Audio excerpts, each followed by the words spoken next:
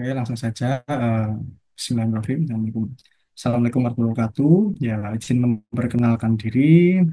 Saya Devan Rafiq Albin, praktisi occupational health nurse. Ya, untuk saat ini aktif bekerja sebagai karyawan BUMN di salah satu BUMN perkebunan kelapa sawit, tepatnya di head office eh, Jakarta Selatan. Oke, mungkin materi ini kalau ada yang sering ikut nggak bosen Pak materinya ya. Ya nggak bosen ya. Kalau saya nggak bosen. Terutama terkait penjabaran peluang kerjanya. Karena memang dewasa ini kebanyakan kawan-kawan kita yang lulusan nakes, katakan nakes lah tenaga kesehatan itu hanya berkutat punya mindset peluang kerja itu di fasiankes saja Pak Arif. Jadi seperti itu. Mereka masih minim untuk melirik peluang kerja di sektor industri. Oke, berikut data CV singkat saya ya. Saya asal dari Banyuwangi, cuma kelahirannya Pemalang. Saat ini berdomisili di Kabupaten Bogor, menyelesaikan sarjana keperawatan dengan konsentrasi skripsinya K3. Waktu itu terkait skin disease ya. Uh, Relasinya sama APD itu apa? Pada petugas sampah di Dinas Perkebunan dan Pertamanan Banyuwangi. Lalu lanjut profesi nurse di stasiun Kadar, tepatnya di ruang emergency IGD. Berikutnya melanjutkan lagi pendidikan di Universitas Brawijaya, magister keperawatan, eh, berkaitan juga tentang K3. Ya ini terkait apa? Staf kerja dan manajemen sumber daya manusia. Lalu untuk pengalaman kerja saya bervariatif ya. Mulai kuliah pun juga sudah kerja ya sebagai apa? Paramedik event ya, paramedik event sekaligus guru PMI. Untuk organisasi saat ini tentunya di AOHSN kita sebagai member juga, di tim APOKU juga banyak membernya di sana. Terus baru join juga di AHKKI ya, Ainos Pro ya, makanya tadi kalau di video awal media Tama tadi kayak nggak asing ya nama-namanya ya, Pak Lazuardi terus dan lain sebagainya itu pernah ketemu juga waktu apa catering di apa di Juanda tempo hari ya, sama Pak Menteri Ketenagakerjaan. Nah, terus selanjutnya ini beberapa literasi kita yang pernah kita bentuk ya. Jadi di sini itu kita itu betul-betul evidence based practice ya. Dari praktisi lapangan apapun itu backgroundnya ya, mulai dari sektor pertambangan, perkebunan, ya, kehutanan maupun migas dan di sektor pendidikan juga kita gandeng berkolaborasi ya untuk mengembangkan evidence based practice ya, yaitu praktik lapangan yang dijadikan riset. Nah, jadi nanti kawan-kawan mahasiswa maupun kawan-kawan yang di lapangan mau mengembangkan program bisa dikutip ya apa karya-karya penelitian kami. Nah, seperti itu. Alhamdulillah aktif sebagai penulis juga ya, sering diajak-ajak juga sama senior ya untuk nulis buku. Pernah nulis buku solo juga, buku chapter, bunga lampau, terus buku apa buku ajar juga ya terkait hipercast. Lalu sering isi juga di kegiatan bedah buku maupun pelatihan-pelatihan di hipercast ya, sebelumnya. Untuk achievement, alhamdulillah kemarin kebetulan tahun lalu dapat awarding ya APOBI dari OSA ASEAN Summit di Bali ya sebagai inovasi yang berdampak. Sebagaimana tujuan kita di APOBI ya membuka mindset paradigma ya peluang kerja tenaga medis ataupun tenaga kesehatan dan khususnya perawat yang membludak itu bisa melek dari peluang kerja di sektor industri. Untuk apa kegiatan conference terakhir, ya, alhamdulillah ikut di kegiatan apa GNC ya, GNC Global Nursing Congress di Manila, Filipina kemarin ya, walaupun hadir secara virtual ya, tapi alhamdulillah sekali eh, kawan-kawan di sana sangat appreciate ya terhadap perkembangan profesi olahraga yang ada di Indonesia. Jadi seperti itu. Untuk kontributor yang pernah diamanahi menyusun pedoman Kespro ya, kesehatan reproduksi dan kesehatan wanita khususnya di sektor industri bagi pekerjaannya ya. Kalau ngomongin apa reproduksi nggak hanya wanita ya, pria juga perlu diperhatikan. Lalu nyusun apa eh, terusnya terusnya HRA waktu itu sama sertifikasi PNSP-nya dokter perusahaan sama teman-teman aktif di Rawan Konflik BUMN dan Satgas Bencana BUMN. Oke, kurang lebih itu. Langsung saja mungkin ya. Eh, Nanti kalau ada yang mau tanya bisa langsung apa email saya maupun di via kolom chat. Nah, oke, sebagai pengantar, eh, seperti kita ketahui bersama, profesi perawat ini di antara tenaga kesehatan yang lain memang, wah, sangat membludak ya. Banyak kali itu 2023. Nah, yang terakhir kita baca riset itu dari 2023, 2024, 2025 yang terserap di fasian itu hanya 20%. Itu dari Prof. Nur Salam kalau nggak salah yang saya kutip itu. Nah, lalu kayak mana ketimpangan ini bisa teratasi itu ya. Ya, salah satunya dengan ini ya. Dengan adanya platform Ohan Sedu, kita sering share-share loker, share-share loker terkait posisi para medis di pertambangan dan di sektor lainnya, mau baik itu dari agensi maupun langsung dari PT-nya, nanti dipantau aja terus itu ya. Barangkali siapa tahu rezeki ataupun nanti bisa ngikutin kegiatan-kegiatan kita ya terkait pengembangan skill dan keterampilan di bootcamp UKM. Nah, peluangnya ya untuk saat ini sangat besar sekali, apalagi sekarang Indonesia memasuki fase industri tangguh ya tahun 2030 ya. Banyak beberapa proyek-proyek pertambangan maupun konstruksi ya, apalagi sekarang sektor sawit juga banyak kali ya buka apa open rekrutmen para medis ya maupun perawat, jadi seperti itu bisa menjadi peluang baru. Nah, lalu untuk pengembangan karirnya itu sangat bervariatif ya, sangat apa ya, luas. Kalau misalkan yang suka emergency nanti bisa concern ke ERP, kalau tertarik sama bidang safety ya bisa nanti ke HSI-nya, kalau tertarik pada kesehatan lingkungan bisa ke IH-nya gitu ya. Jadi enggak melulu stagnan di satu posisi ya kalau kita bicara ibaratkan di rumah sakit. Itu seperti itu. Oke, pada dasarnya base teorinya ya. Jadi di sini itu eh, memang kenapa kok perawat itu eh, lebih sering digandeng ya kalau di posisi SDMK 3 biasanya untuk perusahaan-perusahaan yang baru memulai ya, karena mereka tentunya efisiensi cost tapi impactful ya, itu ya biasanya perawat ya, gitu ya. Memang kalau dari posisi safety engineer tidak terbantahkan kalau memang itu diduduki sama eh, kawan-kawan yang dari teknik, jadi seperti itu.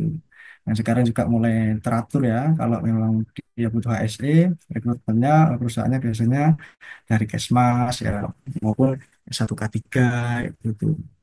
Tapi ada juga yang membuka tulisannya itu di job recruitment-nya itu apa posisi yang relevan kayak itu bisa itu atau jurusan yang relevan jadi seperti itu. Oke, untuk AHN sendiri memang eh, keilmuan yang independen kan kalau kita tengok ya. Jadi sama halnya kayak keperawatan medikal bedah, ya, keperawatan gawat darurat, keperawatan anak, ya, itu harusnya ada sendiri tuh. Ya, occupational health nurse ya, atau keperawatan kesehatan kerja, jadi seperti itu. Nah, lalu apa aja yang perlu dikuasai oleh seorang OHN? -nya? Jadi sangat apa ya, sangat urgent sekali ya terkait sektor regulasi ya, sektor literasi, sektor literasi apa? Terkait aspek regulasi, aspek literasi, apalagi terkait epidemiologi sama terkait aspek bisnis dan ekonomis. Memang dulu kita lulus kebanyakan ya mungkin ya, saya juga ngalamin dulu lulus ya jadi perawat pelaksana sudah ya kalau di UGD ya kalau ada emergency ditangani ataupun enggak ditangani juga. Selebihnya enggak kita sampai berpikir ke unsur manajerial manajemennya ya, terkait konsep perusahaan seperti itu. Jadi di OAN itu diperhatikan. Ya. Jadi ada aspek nursing science-nya, ada medical science, occupational health science, epidemiologi, bisnis dan ekonomi itu tadi ya, social behavioral, jadi itu tuh. yang sosial ini juga kita bisa merebahkan sayap ya, pengembangan apa profesionalisme kita pada nilai CSR atau TJSL di suatu perusahaan. Ya, seperti itu. Yang terkait apa, kesehatan lingkungan ya, terus sama legal etik. Lalu pada dasarnya yang tadi seperti di awal saya bincang-bincang sama Pak Arif ya, bahwasanya di Indonesia ini sangat potensial sekali kalau SDM K3-nya itu dikomprehensifkan. Jadi merujuk pada apa ILO ya waktu itu ya, di konferensinya itu, jadi 49 negara itu punya OHSIS yang atau apa OHD ya di sini, occupational dokter. Lalu ada OHN, lalu ada occupational dan occupational hygiene, atau kalau di sini bisa OHIH itu ya, occupational and industrial hygiene. Dan itu posisinya juga banyak tuh kalau direct hire langsung dari perusahaan-perusahaan tambangnya ya. Nah, lalu safety engineer ya, kawan-kawan teknik, ergonomis ya, atau fisioterapi, dan psikologis atau konselor seperti itu. Jadi komponen SDM K3-nya itu kita itu berpotensi untuk lengkap seperti itu. Terlebih kemarin kita diminta untuk membuat satu program usulan langsung ke Pak Menteri ya, pos dari pertemuan di Juanda kemarin. Oke, ini contohnya, nah ini contoh dari IHC ya, Pertamina IHC, ada yang dari PTPN juga, Erolas Medika. Ya. Contoh-contoh rekrutmennya tadi bermacam-macam, ada yang di sektor migas, pelabuhanan, manufaktur. Yang migas itu ya ada dua, ada yang di onshore maupun offshore ya. Ada yang di sektor transportasi ya. Sekarang kalau yang menaung itu Telkomedika, kalau di perusahaan apa perkereta apian ya. Ada juga yang langsung dari hire, kayak kemarin di rekrutmen bersama BUMN itu ada itu posisi para medis seperti itu. Kalau di perkebunan gimana Pak? Wah, kalau di perkebunan yang penting mulai kualifikasi, lalu ya siap ditempatkan di mana aja ya di kebun gitu. Lalu lanjut ini yang contoh di sektor pertambangan ya, ada Harita ya. Lalu ada juga yang dari apa OHI ya, Prodia OHI itu ada juga di eh, banyak sekali ya, terutama proyek-proyek konstruksi di terus perusahaan-perusahaan manufaktur yang di kawasan industri itu pasti akan operasional terus. Sebenarnya banyak lagi nih kalau kita tengok di apa postingannya Wan Saya terakhir itu Cakra Medika pun sudah mulai ya, Kimia Farma juga mulai buka in-house klinik ya, di beberapa perusahaan. Nah, ini dari agensi Occupational Health ya, ada Fullerton Tirta, ada Global Doctor, ada Medika Internasional ya, ada Promedik, ada Medika Plaza, macam-macam ya. Memang sistem kerjanya kayak mana Pak? Sistem kerjanya ya roster ya. Ada yang 1 bulan di site, 2 minggu libur, ada yang 2 minggu di site, ada yang 3 minggu di site, ada yang 2 bulan di site, ada yang 3 bulan di site, gitu berbagai macam ya. Nah tentunya eh, sesuai lah sama apa eh, benefit yang didapat seperti itu. Untuk opsi karirnya gimana Pak? Opsi karirnya itu tadi di bervarian ya, bervariasi ya. Dan bisa ke QHSE, ke HSSE, HSE, OHS maupun di bagian SDM-nya. Nah, kayak yang tempo hari kawan saya itu ada yang sus karir ya dari perawat ya langsung ke SDM itu ada juga. Ada yang ingin jadi rescuer maupun IRT itu bisa juga ya. Ada kawan kolega juga yang awalnya dari nurse ya, terus dia tertarik di emergency ya, dia jadi apa IRT supervisi. Saya sampai ke posisi deputi jadi seperti itu. Macam-macam ya bisa jadi dosen ya, jadi trainer maupun CEO bisa ketiga atau nurse trainer ya, atau yang kalau yang tertarik pada pre-hospital atau apa eh, ya di arti tapi yang bagian apa hospital itu biasanya di ambulan TV ataupun paramedik itu juga bisa ya. Jadi nanti akan sering dilakukan drill-drill ya untuk simulasi-simulasi gitu. Nah, tentunya ini juga kawan-kawan pasti sudah ngelontok ya apa ya di luar kepala ya. Ini yang membedakan di mana kita itu kerja di rumah sakit sama di perusahaan ya.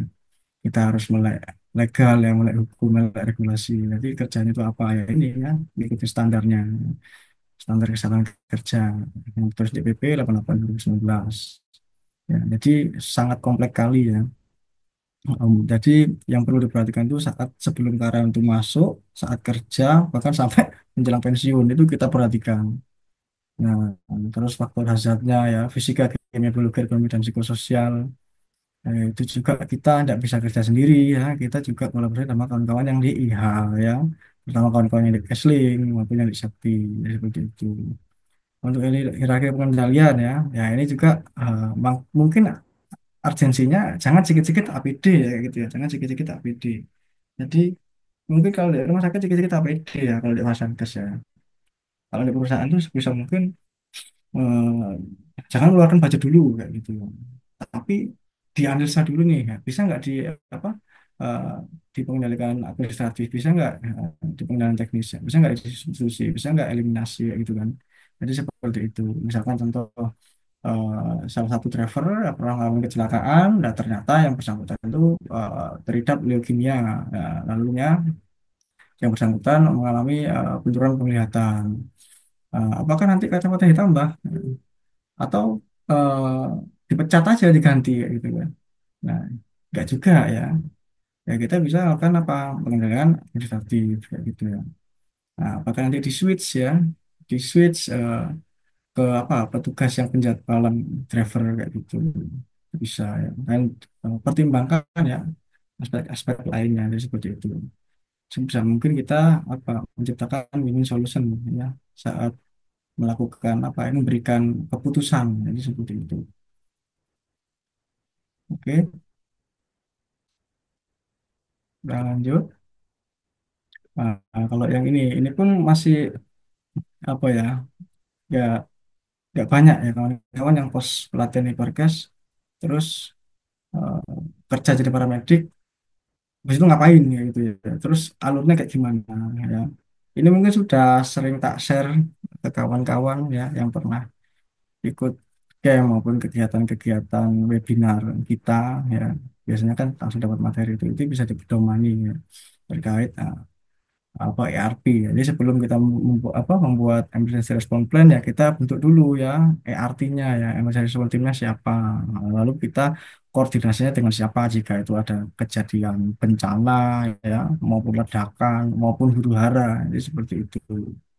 Nah, terus awal identifikasinya kayak mana ya, pelaporannya kayak gimana. Jadi harus benar-benar tersistematis. Nah, dan pastikan libatkan salah satu orang berpengaruh di perusahaan ya, atau katakan ya apa ya atasan lah ya, yang punya kendali penuh. Ya. Karena tolak ukur keberhasilan program K3 itu semua tergantung di top leadernya ya. Kalau top leadernya nggak support ya ya sudah ambiar. Ini seperti itu. Ini struktur bahkan artinya, nah dari ini tadi kan ketua, wakil ketua siapa, wakil ketua bisa dari yang sudah berlisensi ahli K3 umum ya, seperti itu bentuk P3K-nya siapa-siapa saja ya, keamanan, humasnya ya, regu logistik. Nah, humas ini juga tidak kalah vital ya, karena waduh kalau lawan LSM itu kadang apa ya eh, menggemaskan ya, tapi ya bagaimanapun mereka larang kita, jadi seperti itu ya. Nah, terus apa aja sih keadaan darurat itu ya? Bisa jadi karena natural ya, karena bencana ya, atau teknologikal, kegagalan teknis, macam-macam ya. Eh, Laka ya, terus apa? Kapal tenggelam, pesawat jatuh, ledakan, bendungan jebol ya. Terus yang nggak kalah penting ini huru hara ya, perang atau kerusuhan. Nah, ini biasanya kejadian di PT-PT yang notabene mereka ndak melakukan open recruitment local hire kayak gitu ya. Jadi tidak memberdayakan SDM yang ada di daerah sekitaran PT tersebut. Nah, jadi bagus juga ini kalau apa di Mediatama itu ada Milea ya, program CSR-nya itu bagus. Itu yang akan membuat trust suatu masyarakat di lingkungan perusahaan ya. Bahkan masyarakat itu sampai apa ya membela membela perusahaan tersebut ya, contoh di sektor sawit ya kebanyakan kan orang-orang pemanennya, orang-orang apa supir truknya maupun yang penimbang apa JPU-nya itu ya orang-orang sekitar ya. Bahkan sampai punya rasa mencintai perusahaan tersebut kan seperti itu. Oke. Lalu ini beberapa terkait apa ya literasi-literasi tadi ya yang di awal tadi ya, alhamdulillah sudah banyak ya kalau misalkan kawan-kawan searching ya, OHN ya, atau Nurse ya, insya Allah langsung bisa keluar, bisa disitasi. Jadi di sini juga kami ingin menyampaikan ya bahwasannya webinarnya OHN ini juga bisa diakses di apa LMS Kemenkes pun bisa ya, nanti itu ber SKP. Dan kita juga apa ya, karena posisinya ini sebagai penjembatan ya, ya di Kemenkes iya, di Kemenaker juga iya ya, di BNSP juga iya ya. Jadi seperti itu. Cuman memang concernnya kalau kita ini lebih ke ketenaga kerjaan ya, terus terang saja. Karena ketika kita masuk di sebuah perusahaan ya macam-macam ya, ada yang langsung di direct sampai diangkat, itu pun ya ikutnya regulasi dari perusahaan. Nah, jadi kita ngikuti ketentuan-ketentuan yang sudah dibuat ya, kayak PKB ya, dan kerja bersama, terus ikan seperti kerja, seperti itu. Nah, ini ya perbedaannya ya, paramedik sama ONS itu apa. Yang, ini pun kita ambil dari sejawat kita yang sudah berkelana di berbagai perusahaan ya, kita jadikan sebuah materi maupun konsep. Jadi untuk jadi paramedik itu simpel kali ya, udah BPJLS terus Hiperkes, nah, itu pun juga sudah bisa. Tapi kalau yang di sektor eksplorasi biasanya butuh apa, butuh SIM A ya, butuh CLS, jadi seperti itu ya. Kalau ingin apa ekspertis di bidang paramedis ya, dan itu di apa di bawah naungannya ARPI ya, bisa ambil sertifikasi K3 paramedis BNSP. Nah, yang di ONS pun demikian ya, lebih kompleks lagi. Ini pun peluangnya juga, peluang kerjanya nggak banyak kali ya, nggak sebanyak paramedis. Hanya beberapa perusahaan yang memang notabene sudah apa IPO ya, udah IPO biasanya, eh, udah multinasional lah katakan kayak gitu. Dan di sana eh, betul-betul kompleks ya SDM K3-nya. Jadi wajar lah kalau memang lisensinya harus agak banyak ya. Nah, kalau memang mulai honors, nanti itu bisa mengikuti apa sertifikasi OHN ya, dari APOP yang sudah BNSP. Nah, ini yang untuk angkatan kedua ongoing ya. Yang angkatan pertama sudah 2024 ya, April kemarin, Februari.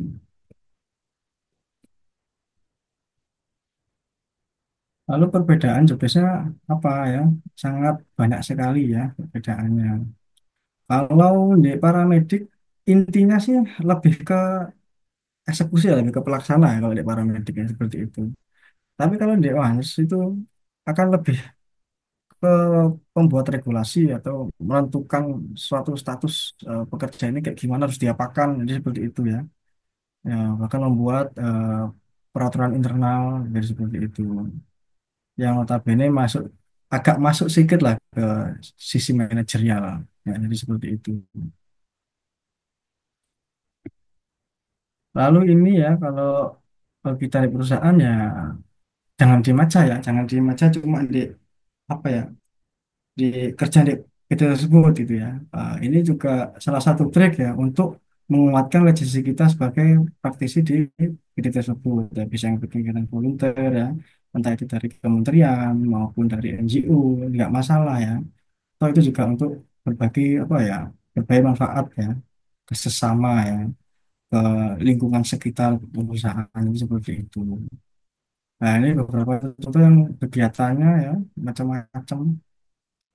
Eh, ada bedah minor ya, ada kita MCU ya, ada Fakultas dan sebagainya, ada apa ini lagi, pengembangan program ya, jadi seperti itu, health assessment, mental health assessment ya, status nutrisi, lalu pembuatan apa ya, dashboard digital ya, terkait kasus-kasus yang ada waktu perawat. Nah, ini beberapa dokumentasi, kita berkolaborasi dengan lintas sektor. Waktu itu kita melakukan penanganan apa pencegahan stunting di suku Baduy ya, di relawan bakti BUMN 2, langsung ditunjuk dari Kementerian Penugasan Khusus. Lalu apa penanggulangan korban bencana gempa ya, bencana alam gempa di Cianjur. di sana. Lalu terkait event-event ya, kita kolaborasi dengan siapa ya, dengan PMI setempat itu juga bisa. Eh, Kegiatan vaksinasi serempak, ya. Lalu pelatihan di Setiperkes KK di Cempaka Putih. Ini contoh-contoh regulasi yang pernah kita buat, ya, usulan-usulan program-programnya. Jadi sampai di apa ya, di titik itu ya kalau anu ya, WHN itu. Lalu ini ya, yang sangat urgent sih kalau menurut saya pribadi ya. eh, Kebetulan saya juga pernah ngisi di beberapa penyelenggara apa hiperkes para medis ya. Mungkin ini beberapa hal yang perlu diperhatikan. Soalnya banyak juga ya yang DM saya yang apa ya ngechat di LinkedIn maupun ngechat WA, bahkan nge DM di Instagram itu saya sudah 2 tahun Pak, 3 tahun, 4 tahun pelatihan hiperkes tapi enggak dapat dapat kerja di site ya kayak gitu kan. Jadi mungkin ini kiat-kiat yang perlu diperhatikan. Lalu yang pertama ini tujuannya eh, career planmu apa ya, gitu ya. Nah, terus tujuan utamanya apa? Terus siap siap nggak sama segala konsekuensinya ya. Jangan kalau orang Jawa bilang itu anyi-anyi ya, anyi-anyi. Udah ikut di perkes tapi ketika ditempatkan di pelosok nggak mau kayak gitu ya. Ditempatkan di set nggak mau. Alasannya jauh dari keluarga lah ini itulah. Nah, berarti itu belum siap ya. Terus cari informasi PJ kita penyelenggara ya, yang pastikan saat mulai pelatihan itu situasi dan kondisi Anda itu sudah representatif, memang udah ready, udah siap, kayak gitu ya. Ya kalau berarti cara ngikutinnya yang betul-betul ya, nggak kita ikut terus ditinggal off cam, nah jadi kita kan kelewat ya materinya ya. Sampai ada itu yang tanya sudah pelatihan baru masuk set, kira kira-kira apa ya Pak yang saya kerjakan lah, itu kan tak kembalikan ya, biasanya kayak gitu lah. Sampean pelatihan hiperkes itu nyimak apa narsumnya yang enggak yang enggak jelas-jelaskan yang kayak gitu ya. Nah, seperti itu. Akhirnya tak kasih lah itu tadi materi-materi yang pernah kita buat ya saat misi ya, misi pelatihan. Nah, lalu juga itu apa eh, ditengok tuh di riset ya, eh, persentase alumninya penyelenggara tersebut tuh berapa persen yang sudah kerja ya, betul-betul di mentoring enggak ya, betul-betul diperhatikan enggak ya. Jadi seperti itu. Ya, memang banyak sih yang apa ya, habis ikut pelatihan ya sudah kerjanya nyari sendiri hanya di sharing info loker kayak gitu yang ya itu kan kurang apa ya, kurang mengayomi ya gitu ya seperti itu. Nggak ada wadahnya untuk khusus untuk alumni seperti apa. Ya. Nah, lalu apa sebelum mulai pelatihan K3 ya bekali aja lah dasar-dasarnya tadi ya kayak hierarki pengendalian risiko tadi ya, mengenal hazard yang seperti itu. Jadi itu memang basically memang kudu benar-benar dipahami. Yang nantinya ketika kita pelatihan pun nggak hanya asal ikut, tapi ketika kita pas ikut sudah banyak tuh pertanyaan-pertanyaan. Ya. Jadi seperti itu. Ini tadi nyambung yang ke-5 ya. Terus yang ke-6 ini yang kolaboratif ya, critical thinking, problem solver. Nah, ini biasanya di tugas kelompok. Nah, contoh kalau misalkan saya ngajar itu, kalau saya ngajar itu pasti semua harus ngomong ya, semua harus ngomong, semua harus ngomong, harus punya argumen ya. Misalkan di satu apa, contoh kasus misalkan di pabrik A itu hazardnya apa aja, jelaskan satu-satu, resiko kecelakaannya apa aja, resiko PAK-nya apa aja itu satu-satu ya, satu-satu. Kayak dulu terakhir itu eh, kita dilatih oleh Balai K3 Medan waktu itu lokasinya di Riau itu kita ditanyain satu-satu itu sama waktu itu trainernya Bang Revalino kalau nggak salah, ditanyain satu-satu jadi memang apa ya, membentuk keharmonisan tim ya, jadi ada tukar pikiran di sana. Nah apalagi kalau pas saya ngajar di apa praktisi mengajar kemarin itu yang dari program dari Kemendikbud itu aduh itu sampai tak tanya setelah itu sampai harus bisa jawab itu, mengukur gradasinya seperti itu. Ya ini ya, ini yang memang miris ya kondisi Pak nakes kita ya, di Indonesia, apalagi perawat ya. Nah ini tak kasih Pak spill update-nya ya. Jadi, jadilah nakes premium ya. Kita kuliah mahal-mahal, jangan mau digaji bercanda ya, gitu ya. Seperti itu. itu benar ada posisi paramedik ya, OHIH ya, rate-nya sekian ya, 5 sampai 6 juta sistem roster ya. Nah, terus ada di oil and gas ya, medik onshore, offshore lah, dengan pendapatan yang sekian. Nah, tapi itu pun harus sesuai dengan apa eh, sertifikasi yang dikantongi yang dipunya kayak gitu ya. Ya ibaratkan kita mau apa mancingkan besar, mancingnya harus besar seperti itu ya. Tapi kalau angka ini dibandingkan dengan kawan-kawan yang apa safety engineer ya, HSE advisor ya sangat jauh. Tapi kalau untuk ukuran perawat ya sangat alhamdulillah sekali ya, kayak gitu ya Mas Arif ya. Nah, itu ada di sektor konstruksi ya, eh, transportasi atau pariwisata, BUMN ya, agroforestry, diaspora itu kalau ingin angkanya besar ya ke luar negeri sana di apa di Qatar itu banyak juga itu ya, di QE ya, terus apa Qatar Island itu juga ada WHN-nya itu.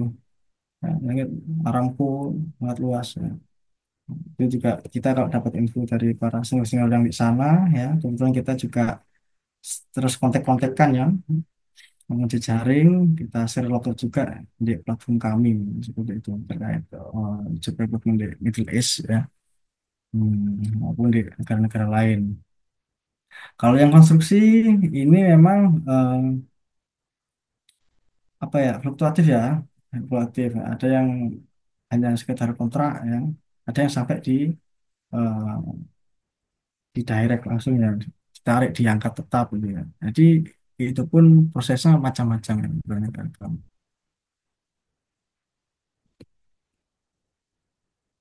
Nah, ini lalu berikutnya ada beberapa dokumentasi ya terkait event kami yang di Manila ya. Buku pun sudah kami buat ya, buku referensi. Insya Allah kawan-kawan tidak akan bingung lagi ya, rujukannya kemana ya, sudah ada. Ini beberapa apa satu piala ya, berjalannya 1 tahun Apogi ya. Waktu itu Agustus ya, kita berdiri itu April, udah dapat ini ya. Nanti tidak tahu, dan mudah-mudahan tahun depan dapat apa lagi ini ya. Kita dapat kerjasama dari Media Tama ya, mudah-mudahan ya. Amin. Dan dapat honoris causa juga kemarin ya dari teman-teman yang ada di luar ya, di Prancis. Oke, jadi pada intinya ya, OHN itu profesi yang rohnya itu ada di OH ya, terus cuma jasadnya itu nurse ya praktisi. Dan nursing itu punya ruh caring. Nah, kenapa kita jadi OHN jadi medik itu harus lebih caring ya, lebih proaktif ya. Jadi itu memang ada sih memang sudah di profesi ya, seperti itu. Jadi kita nggak hanya duduk diem ya. Walaupun duduk diem tapi HP getar terus ya, HP bunyi terus ya. Itu pun bisa jadi pasien ya. Bisa jadi darurat darurat ya gitu. Kita harus langsung taruh otak itu udah ya. Manage care itu kayak gimana ya. Ya, itu main defect itu kayak gimana. Mungkin kurang lebih itu aja sih ya. Kalau kita menjadi OAN, siap-siap apa ya, putar otak lah, putar otak sama peras otak. Karena harus kenal sana sini ya, harus kolaborasi sana sini ya, harus apa ya, harus sesupel mungkin ya, sesupel dan seagile mungkin. Kurang lebih seperti itu sih. Oke, Pak Arif, kurang lebih seperti itu aja materinya Pak Arif. Nah, kemudian kalau misalkan Bapak Ibu semuanya juga kelewat ataupun ingin kelewat ikut webinar ataupun juga ingin menonton kembali video-video webinar yang ada di kolega ya, kolega Media Tama bisa langsung meluncur ke channel YouTube-nya Kaci Deni. Dan di sini juga akan kita upload nanti untuk rekaman webinar hari ini ya. Jadi Bapak Ibu semuanya bisa menonton kembali videonya seperti itu. Lalu buat Bapak Ibu semuanya yang memiliki SKP dan lisensi untuk level ahli K3 ya, seperti ahli K3 listrik, umum, madya K3 konstruksi, ahli muda K3 lingkungan kerja, dan ahli K3 kebakaran, Media Tama bisa bantu untuk proses perpanjangan ya, dan harganya juga sangat terjangkau. Kalaupun nanti Bapak Ibu semuanya pembayarannya misalkan saya mau di akhir, nah itu juga boleh, tapi akan ada selisihnya ya Bapak Ibu semuanya, biayanya akan lebih tinggi sedikit seperti itu. Nah, kalaupun nanti Bapak Ibu juga setelah memiliki yang SKP dan lisensi Kemenaker, Bapak Ibu juga punya nih, misalkan yang lisensinya saja, ya seperti petugas kebakaran kelas D, teknisi, ya, ataupun juga alat berat, ya, SIO alat berat, Media Tama juga bisa bantu untuk proses perpanjangannya.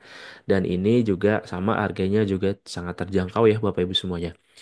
Kemudian kalau misalkan ingin terjun ke dunia K3, bisa langsung ikut ahli K3 umum Kemenaker RI, bisa menjadi solusi Bapak Ibu semuanya mempelajari bidang K3 ya. Dan ini pembelajarannya secara online training ya, selama 12 hari. Kemudian kalau misalkan Bapak Ibu semuanya ingin yang BNSP, kita juga ada nih. Nah, untuk yang BNSP ini itu harganya sedang ada subsidi ya, masih ada harga subsidi sampai saat ini. Jadi dari 2,5 juta cukup 950.000 saja. Dan ini nanti pembelajarannya secara mandiri dan nanti Bapak Ibu semuanya bisa langsung uji kompetensi seperti itu. Kemud- Kemudian bagi Bapak Ibu semuanya yang pendidikannya SMK ya, kalau yang ahli K3 BNSP kan saat ini di Media Tama itu minimal pendidikannya adalah D3. Nah, kalau misalkan SMK dan SMA ya, itu ikutnya yang petugas K3 BNSP ataupun operator K3 BNSP. Perbedaannya hanya di pendidikan, di pengalaman ya. Kalau misalkan Bapak Ibu semuanya memiliki pengalaman minimal 2 tahun, nah itu bisa langsung ambil yang petugas K3. Tapi kalau belum memiliki pengalaman, itu bisa ambil yang operator K3 BNSP. Seperti itu Bapak Ibu. Lalu kalau kita sudah punya ahli K3 umum, Kemenaker RI bisa langsung lanjut lagi ke auditor dan ini juga pembelajarannya secara online ya dan nanti kita akan laksanakan di tanggal 19 Mei. Kemudian kita juga ada ahli K3 Muda Lingkungan Kerja yang akan running juga di bulan Mei. Pembelajarannya secara blended training. Jadi nanti Bapak Ibu juga akan praktik bagaimana caranya mengoperasikan alat-alat di lingkungan kerja gitu ya. Kemudian juga Bapak Ibu kalau bekerja di sektor kelistrikan bisa ambil teknisi K3 listrik dan ini pendidikannya adalah SMK dan wajib kejuruan teknik ya Bapak Ibu semuanya. Kalau pendidikannya adalah D3 teknik atau S1 teknik bisa ambil yang ahli K3 listrik ya dan ini pembelajarannya secara tatap muka selama 18 hari kalau untuk yang level ahli K3 listrik. Lalu kalau di sektor konstruksi kita juga ada ahli muda K3 konstruksi dan ini kita akan laksanakan secara online training Bapak Ibu. Kemudian kalau misalkan Bapak Ibu mengawasi perancah bisa ikut supervisor perancah ataupun juga yang memasang dan membongkar perancah itu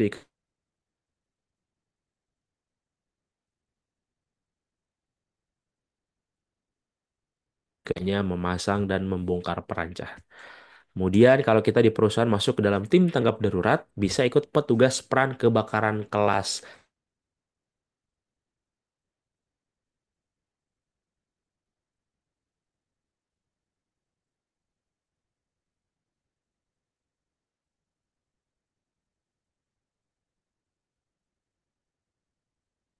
Suaranya hilang.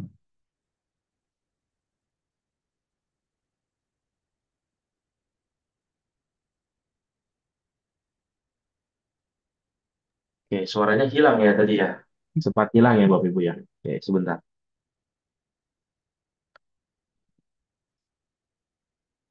Ya, cek. Sudah masuk lagi Pak? Aman ya? Oke. Baik, kita lanjutkan lagi Bapak Ibu semuanya. Untuk TKBT ya. Nah, kalau untuk pekerjaan di atas ketinggian, Bapak Ibu semuanya bisa ikut yang TKBT ya.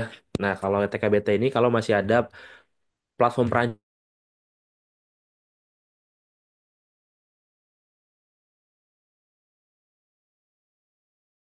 akses tali, ikutnya yang TKPK tingkat 1. Dan keduanya kita lakukan secara blended training Bapak Ibu. Lalu ada operator forklift juga. Kalau Bapak Ibu semuanya di perusahaan ada forklift tapi belum memiliki CEO-nya, nah silakan bisa mengikuti pelatihan operator forklift ya dan nanti akan praktek langsung juga di Media Tama. Kemudian ini juga ada ya Bapak Ibu semuanya terkait dengan pelatihan K3 Rumah Sakit dan Paramedis K3 Muda BNSP dan keduanya ini kita lakukan juga secara online training Bapak Ibu. Lalu teknisi K3 ruang terbatas kita juga ada nanti akan dilaksanakan secara blended training juga dan ada prakteknya langsung untuk bekerja di ruang terbatas tentunya. Lalu untuk di sektor migas, kita ada operasi K3 Migas dan juga pengawas K3 Migas. Dan keduanya kita lakukan secara online training. Perbedaannya hanya di pendidikan. Kalau di operasi K3 Migas, pendidikannya SMA atau SMK. Tapi kalau yang pengawas minimal D3. Lalu kalau Bapak Ibu semuanya sudah menjadi seorang HSE, perlu juga nih memiliki sertifikasi atau sudah tersertifikasi terkait dengan investigasi insiden dari BNSP. Dan ini kita lakukan secara online training ya Bapak Ibu. Nah, kita juga ada sertifikasi baru ya, akan sudah buka skema baru yaitu terkait HIMU dan HIMA. Nah, Bapak Ibu semua juga bisa nanti mengikuti training dari HIMU dan HIMA dan kita laksanakan secara online training ya. Kemudian K3 laboratorium kita juga sudah buka dan nanti Bapak Ibu juga akan mempelajari bagaimana caranya bekerja dengan selamat di lingkup laboratorium ya. Nah, ini adalah ATK yang akan Bapak Ibu dapatkan selama Bapak Ibu semuanya memilih Media Tama sebagai partner sertifikasi. Dan kalaupun nanti Bapak Ibu semuanya kelewat mengikuti webinar selanjutnya ataupun nanti yang sebelumnya ya, yang sebelumnya kelewat ataupun yang hari ini justru tiba-tiba sinyalnya hilang tapi tetap ingin mendapatkan sertifikat, nah Bapak Ibu nggak perlu khawatir, bisa langsung meluncur ke websitenya midlea.co.id. Di sini sudah ada banyak sekali video-video terkait dengan bidang K3, terutama untuk webinar hari ini juga kita akan tayangkan di Midlea. Jadi Bapak Ibu semuanya nanti bisa pelajari lagi dan bisa dapat sertifikat tentunya ya. Jadi nggak perlu khawatir kalau misalkan ketinggalan webinar kolega seperti itu. Oke, nah kemudian kalau Bapak Ibu semuanya ada yang sedang mencari kerja, bisa langsung meluncur ke websitenya mediatama.co.id. Di sini akan ada banyak sekali terkait dengan lowongan pekerjaan yang nanti bisa langsung masukkan saja CV-nya. Kemudian kalau belum punya CV juga Mediatama sudah buatkan nih untuk fitur pembuat CV ya. Nah, nanti bisa dicoba saja, klik menu buat CV online, lalu tinggal isi biodata dan download saja CV-nya ya. Oke, kalau ada yang ingin informasi lebih lanjut, silahkan bisa hubungi nomor yang tertera di depan layar, ataupun juga Bapak Ibu semuanya bisa WhatsApp tim kami, ada Beni, Risma, Soka, dan juga Amanda. Pastikan Bapak Ibu semuanya sudah memfollow akun sosial media kami di Instagram, Facebook, YouTube-nya Kak Deni, dan follow akun TikTok-nya Kak Deni. Oke, nah kalau ada yang ingin bekerja sama sebagai sponsor juga bisa ya, terutama untuk produk-produk K3 seperti APAR, P3K, APD, dan lain-lain, bisa hubungi nomor yang tertera di depan layar. Dan juga bagi para instruktur yang ingin berbagi ilmu di webinar kolega Media Tama, silahkan bisa WhatsApp saya, ini adalah nomor saya, nanti Bapak Ibu bisa mengajukan diri untuk menjadi pembicara seperti itu. Oke, baik, ini sudah banyak, makin banyak pertanyaannya, absensi akan saya share sesaat lagi ya Bapak Ibu semuanya. Kita bacakan dulu pertanyaan yang pertama. Pak Jasmirul Akbar, apakah sertifikasi OHN bisa dilakukan di Indonesia, Pak Devanda? Dan bagaimana prosesnya? Dan adakah lembaga resmi yang bernaung sebagai penyelenggara secara resmi? Dari Pak Jasmirul, silahkan Pak Devanda. Oke. Yes, terima kasih atas pertanyaannya Pak Jasmirul. Maklum ya, kami juga baru yang pertama, angkatan pertama Pak Arif ya. Ya gitu. Itu kami pun eh, dikumpulkan ya, dikumpulkan betul-betul dites, diuji ya sama guru besar ya. Mungkin udah banyak yang kenal lah ya, Bu Ambar Rostam, yang beliau backgroundnya perawat ya, sekolah di luar negeri, sampai ngajar di Fakultas Kedokteran UI ya, maupun di spesialis dokter okupasi kayak gitu. Beliau yang uji kita ya, sama Prof Tan Malaka ya. Insya Allah kawan-kawan di Datama kenal lah Prof Tan Malaka Unsri. Jadi seperti itu. Ya untuk saat ini hanya di APOKI ya, Akademi Praktisi Perawat Okupasi Indonesia yang menyelenggarakan ya. Nah, itu yang untuk angkatan pertama. Kemarin juga alhamdulillah disupport oleh kawan-kawan yang ada di Voletron. Nah, jadi kita itu diuji, dilantik, disumpah itu di Cilandak ya tahun lalu. Nah, ini juga on proses ya untuk angkatan kedua. Cuman memang betul-betul diseleksi. Itu pun ada beberapa peserta kandidat prioritas ya. Eh, ya ini yang pertama itu utusan perusahaan ya, memang betul-betul dari perusahaan itu yang bersangkutan layak ya untuk diutus atau disertifikasi. Terus yang kedua eh, dari alumni bootcamp kita ya. Karena kita sejauh ini sudah berjalan bootcamp kedua, ini nanti Juni atau Juli insya Allah akan ongoing ya. Bootcamp yang ketiga nanti akan ber-SKP, jadi seperti itu, ber-SKP Kemenkes. Kami itu dinaungi juga oleh Enospro ya. Nanti bisa di searching lah Enospro itu apa ya. Jadi beliau ini lembaga yang menaungi SDM K3 di Indonesia. Jadi seperti itu. Yang memang di dilegasi kuat oleh eh, Prof. Yasirli kemarin ya. Kemarin juga ada eventnya itu terkait pengembangan SDM K3 yang kompleks di Indonesia. Jadi termasuk OHN masuk di sana. Dan tempo hari ketemu juga sama Dokter Mutia ya dari IHA Mas Arief ya. Mereka senang juga kalau ada OHN itu kerja mereka nggak berat kayak gitu. Jadi yang untuk menghandle di distrik terpencil atau set terpencil itu memang OHN-nya kayak gitu. Jadi yang kawan-kawan yang di OHD ini hanya menerima apa ya reportan, bahkan kawan-kawan OHN ini diberikan surat delegasi dari OHD-nya. Jadi seperti itu. Oke, baik. Seperti itu ya Pak Jasmirul untuk jawabannya. Oke, jadi juga ada bantuan ya, jadi nggak terlalu berat juga ya kerjaannya ya, kalau adanya OHN ya Pak ya. Oke. Betul.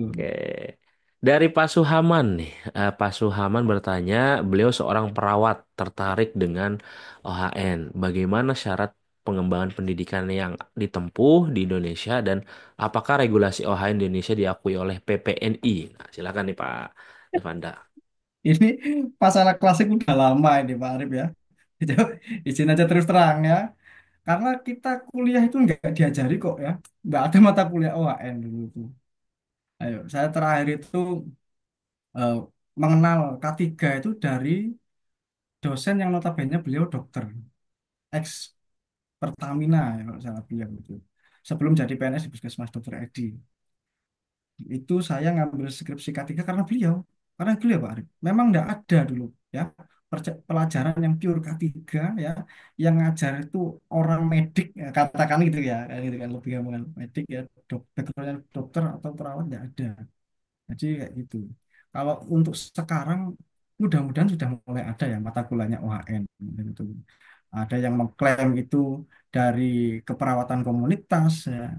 Ada yang mengklaim itu dari bagian dari agregat komunitas. Nah, ada juga yang dari mata kuliah K3 Patient Safety.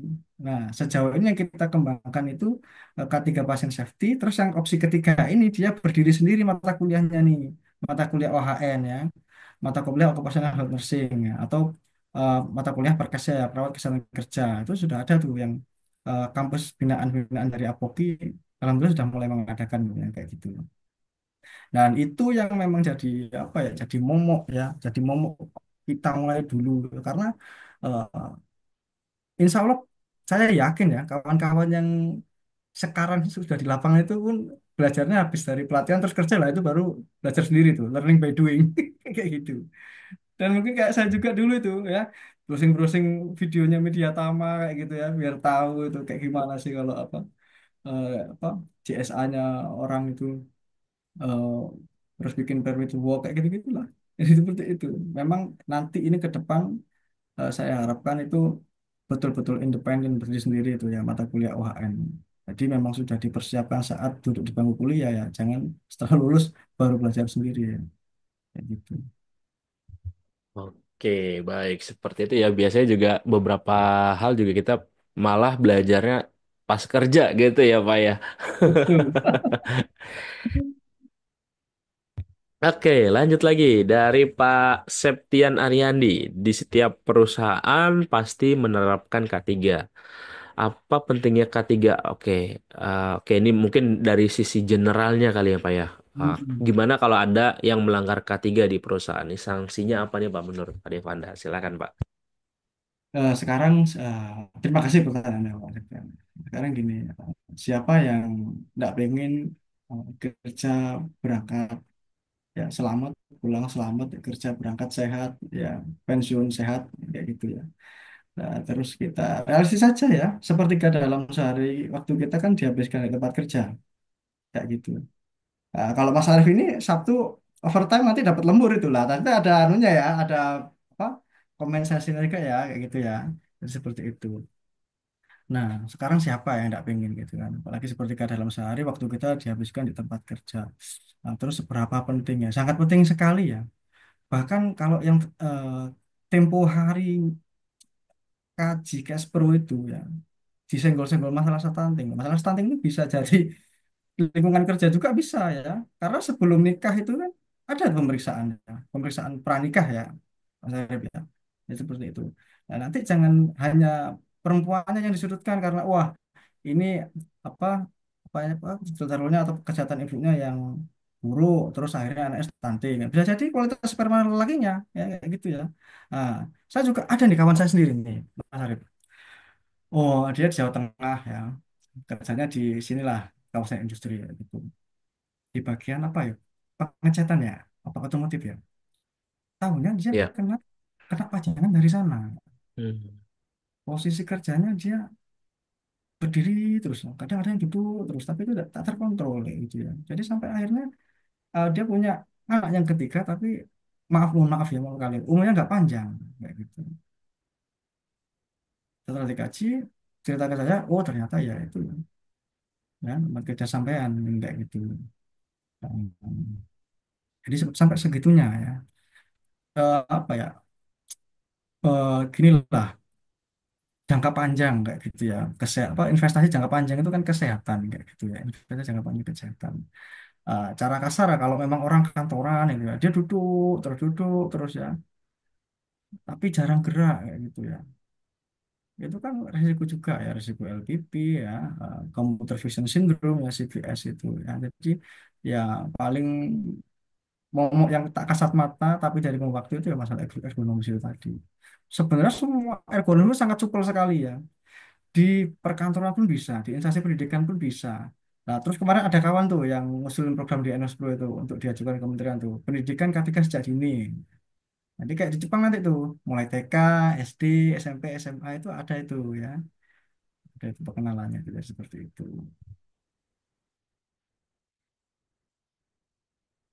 Nggak ada suaranya, Mas Arif. Heeh. Oke, sebentar. Cek cek. Udah suaranya, Pak? Ya, Oke. clear. Ya, menarik ya jawabannya ya, Pak Septian. Nah, buat Bapak Ibu semuanya yang ingin bertanya, silahkan bisa klik raise hand. Kita akan berikan kesempatan untuk bisa berdiskusi langsung dengan Pak Devanda nih. Nah, sudah ada Pak Domingus. Silahkan Pak Domi untuk bisa bertanya. Wah, nih Pak Domi juga instruktur juga nih. Silahkan Pak. Ini Sekedar. Mas Devan, Mas Arif, Iya, Pak Domi. saya itu sangat concern ya, concern masalah data kesehatan pekerja.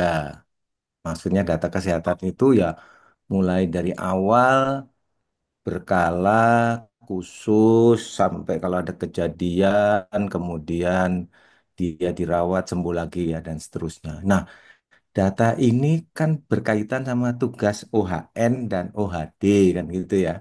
Nah, dalam kasus ini, apakah data itu per kelompok atau per kegiatan atau per orang yang dihasilkan oleh teman-teman OHN ya? Jadi datanya itu gerombolan, kan itu ada pemeriksaan berkala, pemeriksaan awal itu mapnya itu per orang atau masih dalam bentuk kelompok atau gerombolan atau kegiatan. Itu ya, apakah OHN itu membantu menghasilkan data per orang? Kenapa? Nah, ini masalahnya gini. Masalahnya orang itu waktu dia selesai kontrak ataupun diberhentikan, itu apakah ada yang disangoni ya? Sangu itu bukan hanya uang ya, tapi sangu data kesehatan dia. Kenapa? Karena kalau kecelakaan sih nggak masalah ya. Tapi kalau sakit itu kan sampai dengan selesainya kontrak 3 tahun ke depan maksimal itu kan masih dijamin sama BPJS ketenaga kerjaan. Itu aturan Perpres ya 17 tahun 2000. Nah, kasihan kan orang ini kalau nggak ngerti, nggak dikasih data, ditambah lagi data untuk komunikasi, ngubungi siapa, ngubungi para medis atau klinik atau dokter hiperkes. Nah, ini saya sangat concern ke situ, apalagi di konstruksi itu kalau sudah berhenti-berhenti aja karena nama-namanya juga hampir nggak tercatat kan.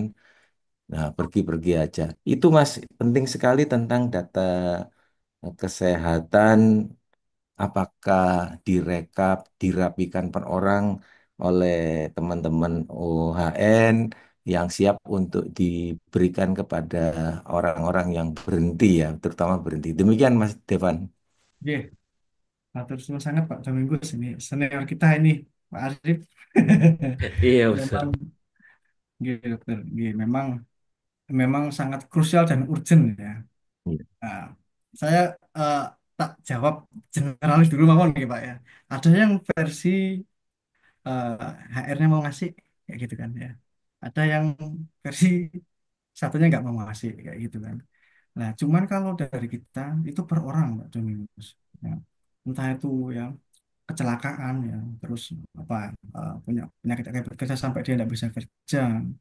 Nah, terus yang satu lagi ini sakit mental gitu Pak, sampai akhirnya dia diberikan space waktu untuk perobatan 1,5 tahun kayak gitu. Itu kita kasihkan ke yang bersangkutan jadi seperti itu. Dan alhamdulillah sekarang kami di perusahaan kami juga sudah mulai masuk itu di aplikasi yang jadi satu sama absensi. Jadi kawan-kawan pekerja itu bisa mengakses di sana. Memang apa ya perhatian khusus lebih perlu kita berikan pada kawan-kawan sektor konstruksi. Betul kata Pak Domingus Mas Arif memang. Dan ini pun ada yang sektor formal dan informal loh masalahnya. Kalau yang sektor formal mungkin kita bisa tata nggih Pak Domingus nggih. Kayak gitu kan. Iya. Nah, kalau yang non formal lah ini di bawah naungannya siapa ini kayak gitu kan. Nah, harapannya nanti ya misalkan itu yang sektor non formal ya, seenggaknya ada lah ya. Bener itu ada pos UKK itu Pak Domus ya. Nah, pos UKK itu kenapa kok ndak aktif? Itu kan biasanya mengakomodir sektor non formal ya, mengakomodir apa ya usaha menengah lah, usaha menengah ke bawah ya, gitu kan, ada itu. Nah, baiknya itu mereka juga membuat itu yang untuk per orang. Jadi seperti itu. Contoh kalau yang ke tempat kami yang di sektor perkebunan itu ada juga yang perorangan. Ini dicatat semua emang sama kawan-kawan OHIH di sana. Jadi ketika mau mutasi ataupun pindah tugas itu diberikan ke yang bersangkutan. Dan kita edukasi betul-betul biar mereka itu aware ya terkait kesehatannya.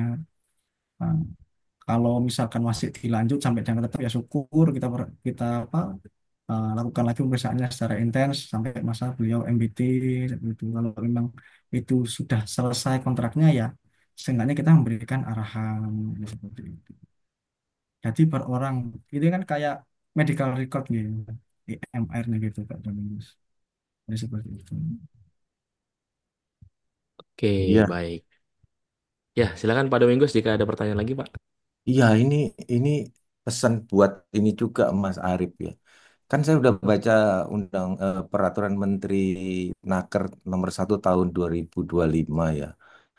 Karena gini lah, kalau terjadi dugaan penyakit akibat kerja, kemudian dugaan kecelakaan itu, kalau pekerjanya nggak keluarganya nggak dia nggak akan lapor.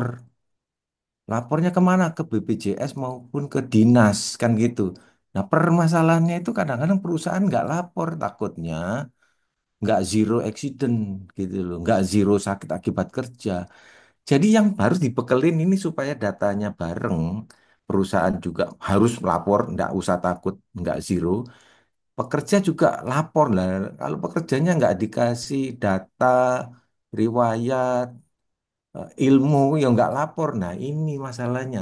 Jadi PR buat kita memang, buat Mas Devan, buat saya maupun Mas Arif, gimana ini orang per orang ini bisa lebih concern terhadap kesehatan yang dibantu sama teman-teman OHN kan, dibantu itu sudah.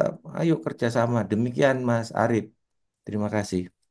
Oke, baik. Terima kasih Pak Domingos. Silakan Pak Devan bisa ditanggapi, Pak.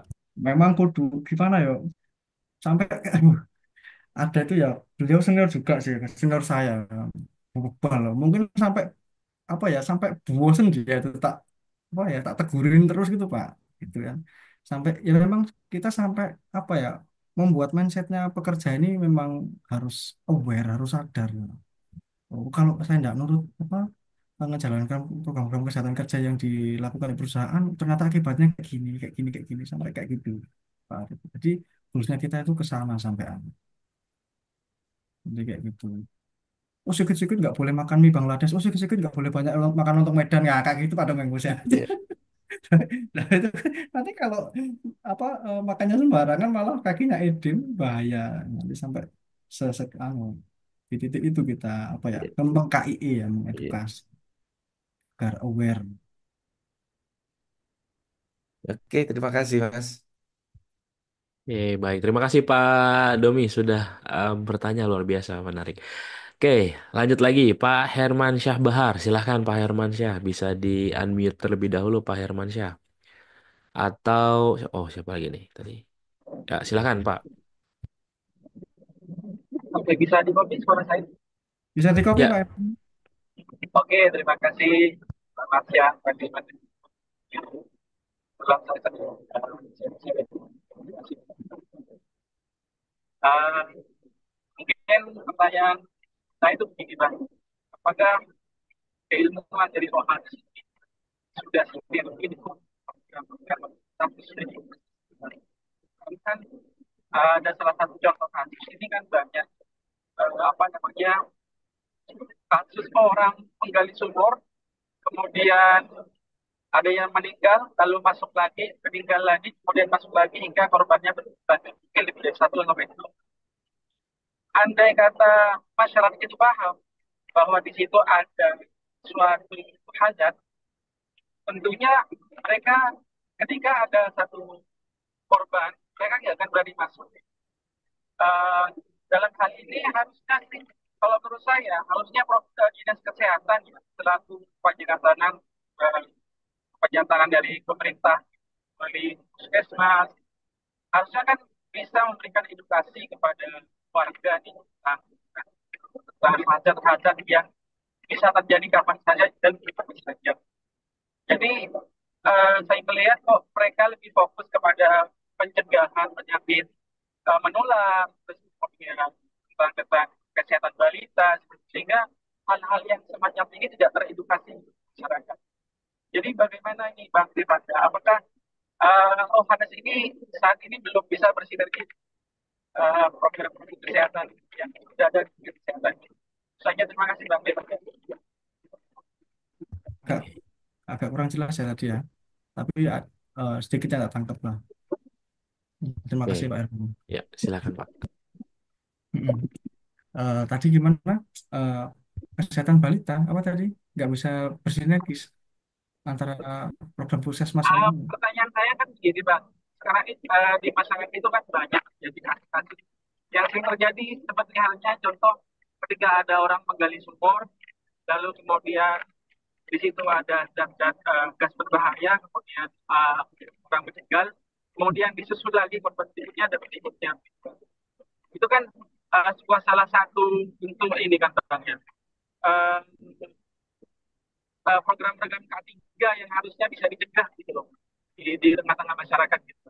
Nah, Oh pertanyaan ya, saya ini ya pertanyaan saya ini adalah apakah Ohanas ini sudah ya, tercanangkan bersinergi dengan program-program pemerintah sehingga ya, hal-hal saya yang tangkap. semacam itu ya Siap, begitu.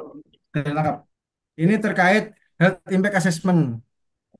Ya, Ya health begitu Pak. impact assessment eh, perusahaan di radius ring satu ya. Eh, eh, di radius ring satu perusahaan kayak gitu ya. Itu biasanya kan ada itu ketentuannya dari KLK itu kan berapa berapa meter eh, warga itu harus bisa boleh mendirikan pemukiman di area pabrik kayak gitu kan. Nah, itu terkait Betul betul. health impact assessment. Lah, itu sebenarnya tugas kita juga ya, tugas kita juga. Tapi kita nggak bisa kerja sendiri Pak Hermansyah. Karena independensi kita, status tenaga kerjaan kita di PT tersebut. Nah, cara masuknya kayak gimana? Masuknya lewat TJSL atau CSR. Nah, kerjasama sama orang sektor ya, sekretariat perusahaan. Lalu orang sektor humasnya itu yang dia bergerak tuh, bergerak kerja apa ya, bangun komunikasi sama pihak puskesmas setempat, pos UKK setempat, Disnaker setempat, Dinkes setempat. Nah, jadi seperti itu ya. Ah, jadi nanti itu bisa di screening bareng-bareng. Misalkan itu apa ya, PKS ya, pabrik kelapa sawit itu kan kan tuh apa, karbonnya kan nggak karu-karuan itu kan ya. Nah itu kita harus adakan kerjasama dengan puskesmas setempat ya, atau Dinkes lah, lebih enak Dinkes itu. Nah kita harus ke pemeriksaan. Itu kalau kawan-kawan yang di Jawa Timur itu ada kami ya, Prof. Medika itu tertib itu, mereka itu mengerjakan apa, penyuluhan, KIE, screening ya, screening kesehatan bagi masyarakat sekitar ya. Ya simpel-simpel aja lah, apa head to toe kayak gitu. Mereka masyarakat udah seneng kok, ditensi, diperiksa, diauskultasi ya, ditimbang berat badan, tinggi badan kayak gitu, lakukan pemeriksaan apa, gula darah, terus apa lagi, asam urat ya, kolesterol, itu mereka udah seneng kayak gitu. Dan terus di sana kita kan ada dokternya juga toh. Nah, ketika di screening, ditemukan kok ternyata ada salah satu warga yang apa, suaranya bising, bunyi, ya gitu, ada bungkul di situ lah. Nah, itu kan bisa ditindaklanjut. Jadi seperti itu. Itu alurnya, pintunya lewat PJSL ya, itu bisa CSR. Jadi seperti itu. Dan dari CSR itu ya apa ya, yang membuat masyarakat sekitar itu trust ke perusahaan itu tadi. Ya, seperti yang tak sampaikan ya tadi, kayaknya ada itu ya. Jadi kita tidak hanya bekerja untuk perusahaan, tapi kita memberikan dampak untuk sekitar. Jadi seperti itu Mas Masa. Jadi ini pertanyaan yang kritis sekali ya. Soalnya kebanyakan udah, saya kerja aja lah, nikmati sendiri gajinya. Itu kan jangan ya. Tapi kita juga nengok warga-warga sekitar. Seperti itu. Oke, baik. Seperti itu ya Pak Hermansyah untuk jawabannya. Oke, kita lanjut lagi nih Pak di kolom Q&A nih Pak. Pertanyaan dari Pak Darlin Batubara. Apakah ada dasar hukum pemberian terapi atau obat kepada pekerja di lingkungan proyek konstruksi oleh perawat?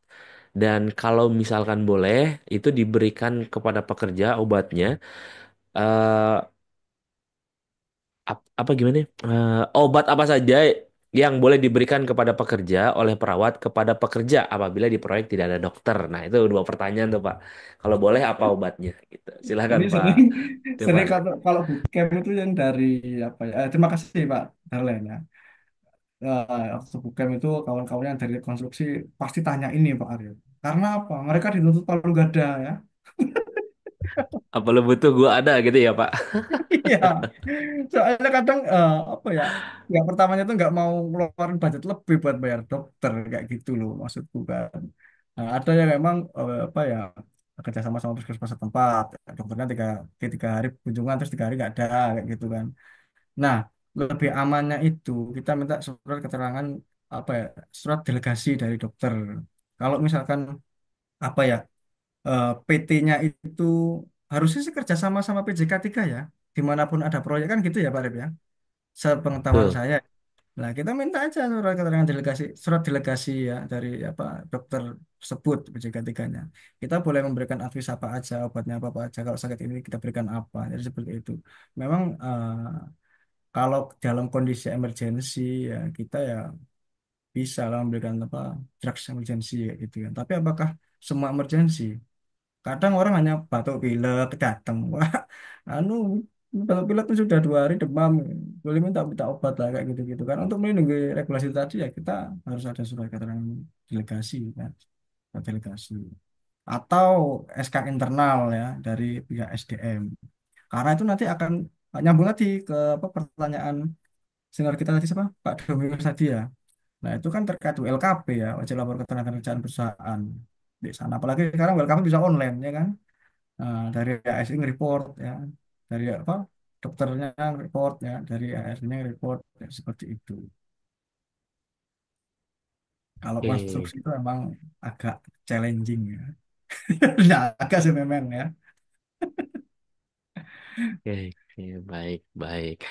Lanjut lagi. Nah, ini sudah ada yang bertanya Raisen nih, Pak Devan. Dari Pak Timothy, silahkan Pak Timothy. Selamat sore Pak Devan, saya Sore, Pak Pak Timothy. Timothy. Pak, saya mau tanya Pak, seorang perawat kalau misalnya ditugaskan di area pertambangan atau perminyakan gitu, apakah dia perlu melakukan pelatihan atau punya sertifikat Pak? Itu aja Pak, tanya saya Pak. Hmm, hmm, hmm. Apa tadi bersertifikat ya? Iya Pak, iya Pak. Iya Pak, iya Pak. Pertambangan mana dulu, Pak Timothy? Terus posisi Kayak pertama kayak di mining, kayak di gold, kayak batu bara begitu Pak. ini Pak Timothy statusnya praktisi atau dosen atau Ya enggak lah, saya cuma nanya aja Pak. Karena oh saya banyak ketemu teman-teman kayak gitu, dia sih bilang harus ada gitu. Saya mau nanya.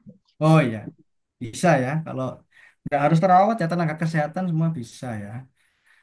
Posisi paramedis kan general ya gitu kecuali nurse ya, gitu memang harus background perawat seperti itu. Semua itu tergantung dari perusahaannya. Perusahaannya itu kayak gimana, company profilnya, eh, profil SO, struktur organisasi apa, QHSI-nya kayak gimana ya. Apakah itu HSI-nya jadi satu, terus sama IRT, sama OHIH atau kayak gimana kan itu berbagai macam ya.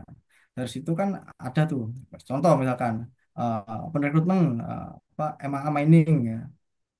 Terus di sana HSE departemen, ada HSPV, HSE admin, ada paramedik kayak gitu. Jadi seperti itu. Kalau yang paramedik itu simpel kali biasanya pesertanya hanya butuh STR, BPJLS sama Hiperkes sudah bisa masuk. Sama satu lagi nih pengalaman di rumah sakit lah 1 sampai 2 tahun. Atau misalkan kalau yang untuk bagi fresh grade juga ada kok peluangnya ya.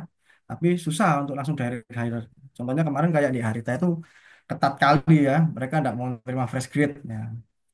Karena memang kondisinya di sana itu high risk. Jadi mereka butuh yang punya experience. Ya, seperti itu. Kalau yang untuk fresh graduate itu saya sarankan yang masuknya lewat agensi dulu ya. Jadi seperti itu sih Pak. Cukup STR, BPJLC, BPJLS, Hipercase. Oke, baik. Seperti itu ya Pak Timothy jawabannya. Kita lanjut lagi. Pak Panji Arik Indra Suara. Silakan Pak Panji. Selamat siang Pak Devanda. Siang Pak Panji. Ini eh, mohon maaf ini ya izin menanyakan. Saya kan nurse juga, tapi backgroundnya di rumah sakit ya. Kemudian ketika eh, misalnya nih kita memutuskan untuk menekuni atau terjun ke OHN ya, terutama yang di site misalnya seperti itu. Yang kita tahu kan OH itu kan pilarnya ada banyak ya, misalnya kayak HRA, IH, kemudian medical evacuation, lain-lain seperti itu. Nah, kalau untuk OHN yang di set ini kira-kira apakah ini ya harus menguasai semua aspek itu atau ada spesifik khusus seperti itu? Terima kasih. Oke. Ini Mas Panji Arik yang Mas Panji dari apa? Lavalet bukan, bukan. Betul. Lah, ini kawan Mas. Ya, ini kawan saya ya dari Lavalet ya. Jadi tidak lanjuti ya. Jadi kalau OHN itu betul-betul kompleks Mas Panji. Jadi kalau katakan sama job desk-nya OHD ya hampir-hampir mirip ya, hampir-hampir mirip. Hanya saja OHD lebih ditekankan terkait pertanggungjawaban ya. Karena bagaimanapun nanti yang mereport itu WLKP itu ya tetap OHD ya, gitu. Nah, kita hanya mensupport terkait kerja-kerja di site-site terpencil seperti itu. Ada HRA, ada hal impact assessment, ya macam-macam, ada wellness program. Bahkan untuk tadi saya tidak sengaja itu baca di kolom Q&A ya Pak Arif, job desk-nya apa? Ada yang lebih diperjelas. Kalau idealnya ada ya, kalau idealnya ada, karena kita tidak mungkin merujuk kiblatnya ya OHN. Hanya saja ya untuk saran ya eh, keproaktifan kita ya, inovatif kita yang kita berikan di tempat kerja kita itu juga nanti pasti ada timbal baliknya kok ya. Mungkin dulunya kita kontrak terus kita outperform sampai akhirnya kita diangkat tetap ya. Itu pilihan sih ya, pilihan. Nah, kalau detailnya itu juga banyak sebenarnya job desk-nya. Jadi kalau lebih seperti 11-12 lah sama job desk-nya OHR. Hanya perbedaannya di pertanggungjawaban ya.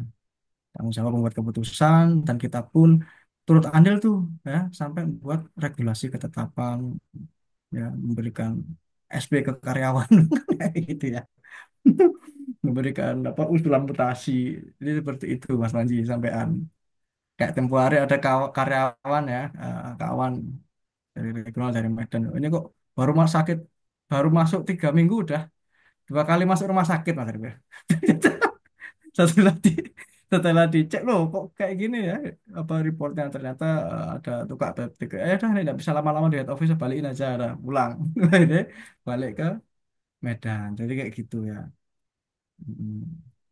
Tugas kita mulia kok Mas Panji tenang aja ya bantu kalau orang itu kerja di head office tidak kuat contohnya tadi ya suruh pulang aja ya cuma nanti apa benefitnya sesuai sama di regional kayak gitu kalau di tambang Ya, tadi komplek kali ya. Mm-mm. siap-siap. Terima kasih Pak Devanda. Terima kasih ya Panji. Baik. Lanjut lagi, Pak Ibnu Rahman. Silahkan, Pak Ibnu Rahman. Bisa di-unmute dulu. Ya, silakan, Pak, pertanyaannya. Ya, Oh ini Assalamualaikum Mas Jevan. Waalaikumsalam. Ini mahasiswa ini apa bootcamp ini Mas Ari. Alumni bootcamp berapa itu? Satu ya? Lupa aku. Ya Mas Jevan, Heeh. ini bootcamp kapan lagi diselenggarakan Mas? Oh malah tanya bootcamp ini beda aja. Juni Juli ya. Sabar ya. Itu nanti ber-SKP insya Allah yang nanti yang ketiga. Mm. Nah ya, gini ter, terkait apa begitu banyaknya minat OHN di sektor industri atau perusahaan dan banyaknya media-media menyiarkan peluang OHN ke luar negeri. Menurut Mas Devan, apakah Indonesia atau khususnya perawat perusahaan kita ini menjadi perhitungan bagi luar negeri? Contohnya di bagian Asia kan banyak membuka lowongan dan juga media-media sosial serta media online kita juga banyak menyiarkan atau menyebarkan peluang eh, bekerja di luar negeri. Menurut Mas Evan, bagaimana peluang kans itu untuk perawat Indonesia agar bekerja di luar negeri gitu? Ya, terima kasih. No. Oke, nah, peluangnya untuk kerja di luar negeri ya. Sebenarnya, aduh, saya sendiri pun sudah sering ya diajak mau diculik senior-senior yang di Middle East Mas Arif jadi kayak gitu ya. Cuma nanti kalau saya Oke. ke sana yang gantiin siapa kayak gitu ya. Kayak gitu ya. Sempet itu ya, sempet kayak gitu. Cuma tetap aja ya. Kalau namanya ditawarkan ya kita coba kayak gitu. Kita pun ya seenggaknya apa ya melaksanakan perintah dari senior kayak gitu ya itu. Jadi, itu yang terus tak junjung tinggi ya. Manutlah sama senior kayak gimana. Kalau peluangnya memang ada lah ya, ada. Ada ya. Maaf ya sorry itu saya. Bahkan sampai ada yang pindah warga negara kok ya. Memang ini nyambung sama kabur aja dulu ya Mas Arif ya. Ada ya? Loh, ada loh itu ya. Itu ada juga. Jadi peluangnya memang besar, terutama di Middle East ya di Middle East, terus di Asia Tenggara juga bisa. Terus di platform ini sudah kita share juga ya. Kita share juga terkait apa ya buku pedoman diaspora perawat di luar negeri tapi itu hanya yang di sektor Fasiankes ya. Itu kita share di LinkedIn-nya Apoki, kita share juga open recruitment yang dari luar negeri itu di IG-nya Ohana Sedu ya macam-macam ya. Kalau yang paling cepat ke hire ya tapi apa sertifikasi nggak terlalu banyak yang di kapal pesiar ya. Aspas itu banyak itu yang kantornya di Gambir itu. Nah, itu bisa itu ya kalau mau ya. Kalau di Middle East ya di QA kata energi ya, terus ada di Aramco, ada juga di apa eh, Qatar Island. Pas kemarin saya baru nemu alumni kampus saya Brawijaya di Emirates Airways mas, waduh kok sampai sana orang-orang ini kayak mana? Nggak mau balik, tapi tetap warga negara Indonesia ya, yang itu ya. Jadi macam-macam ya itu ya, Sarif ya. Heeh, macam-macam. Ada yang di Bela Shipping ya, kawan kita juga di tim Once Edu ya. Bela Shipping itu kapalnya Brunei di offshore. Ini beliau baru balik ini ya. Maksudnya panjang. Cuman balik lagi ya. eh, Kalau memang mau berkarir di luar ya harus nekat sekalian ya, harus siap konsekuensinya ya, apapun itu.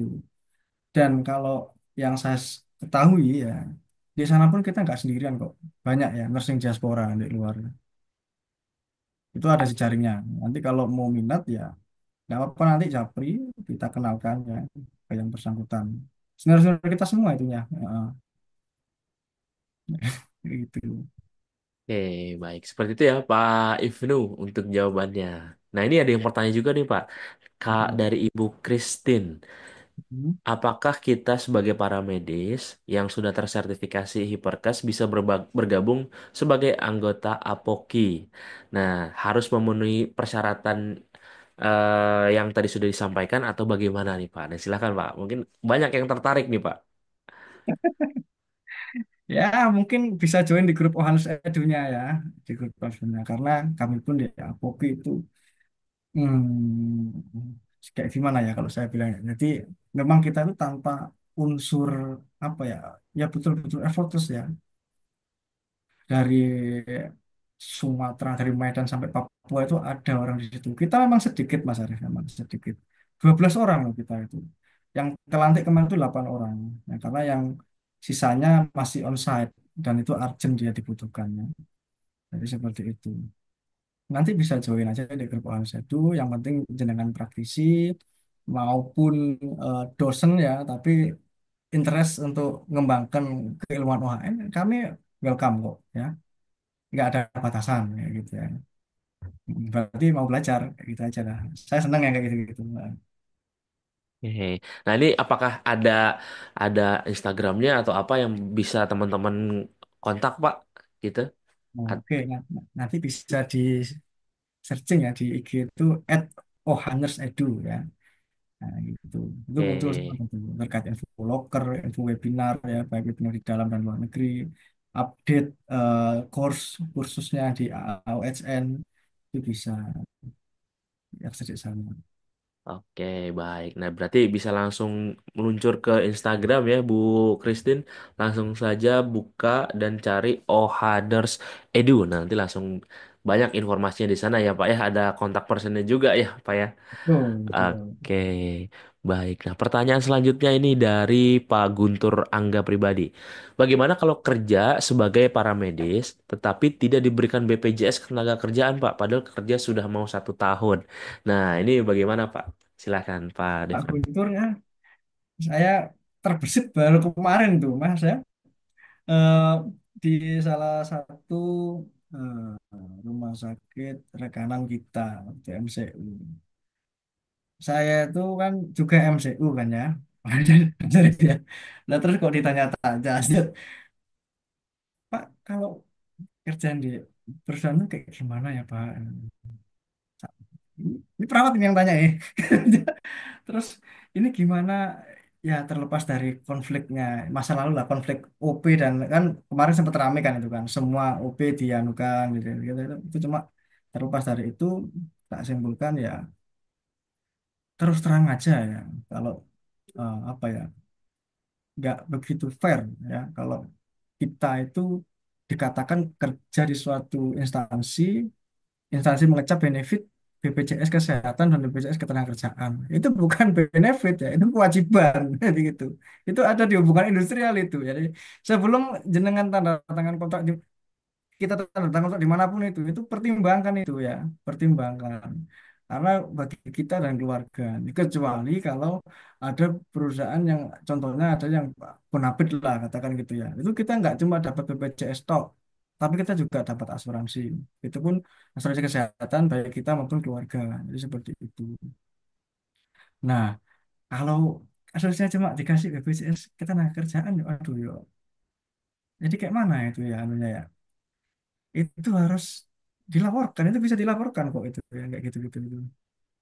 Ya kayak kalau berani sih ya itu ya.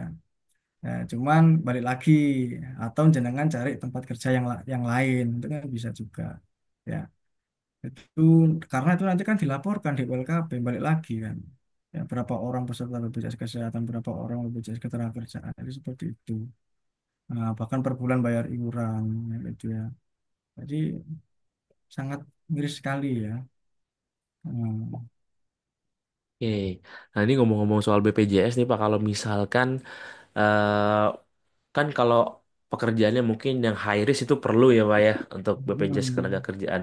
Gimana kalau misalkan pekerjaannya kayak pekerjaan perkantoran biasa gitu ya, atau bahkan mereka orang-orangnya kan kalau sekarang zaman sekarang udah banyak yang remote pekerjaannya ya Pak ya.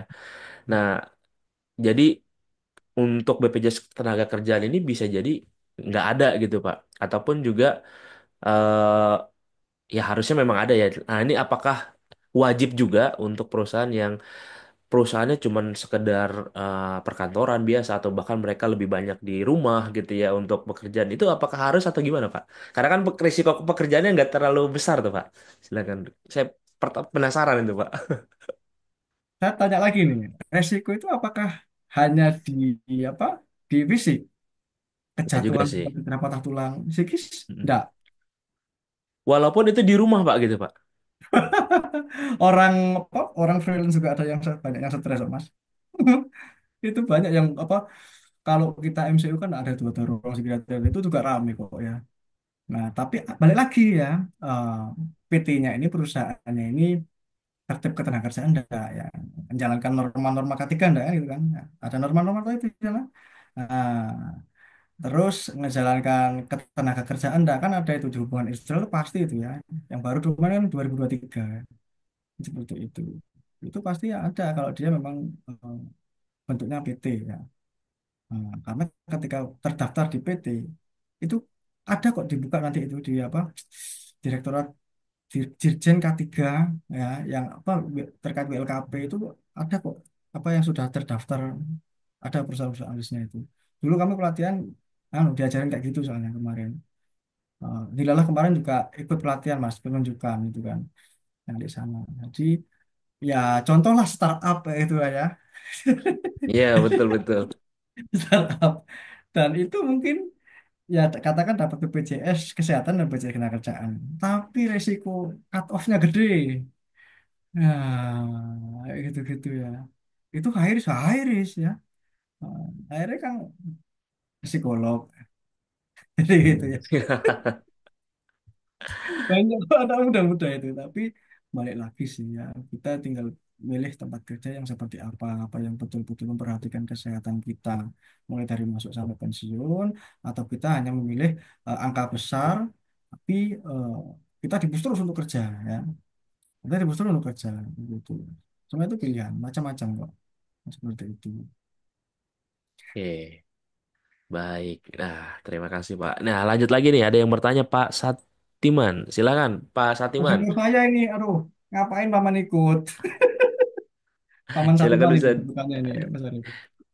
baik bisa di unmute dulu Pak.